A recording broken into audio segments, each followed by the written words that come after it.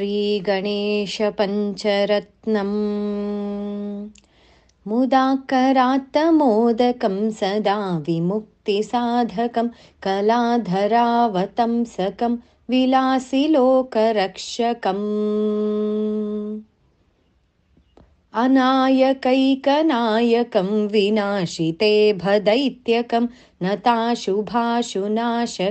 नमामि तं विनायकम् न तेतरातिभीकरं नवोदितार्कभास्वरं न मत्सुरारिनिर्जरं नताधिकापदुद्धरम् सुरेश्वरं निधीश्वरं गजेश्वरं गणेश्वरं महेश्वरं तमाश्रये परात्परं निरन्तरम्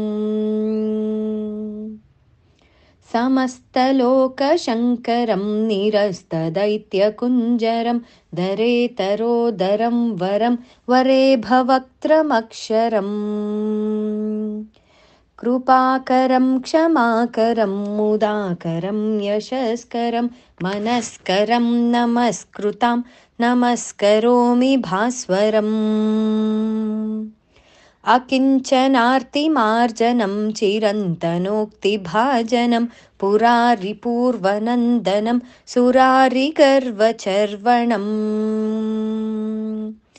प्रपञ्चनाशभीषणं धनञ्जयादिभूषणं कपोलदानवारणं भजे पुराणवारणम् नितान्तकान्तदन्तकान्तिमन्तकान्तकात्मजम् अचिन्त्यरूपमन्तहीनमन्तराय कृन्तनम् रुदन्तरे निरन्तरं वसन्तमेव योगिनां तमेकदन्तमेव तं विचिन्तयामि सन्ततम् महागणेशपञ्चरत्नमादरेण योऽन्वहं प्रजल्पति प्रभातके हृदि स्मरन् गणेश्वरम् अरोगतामदोषतां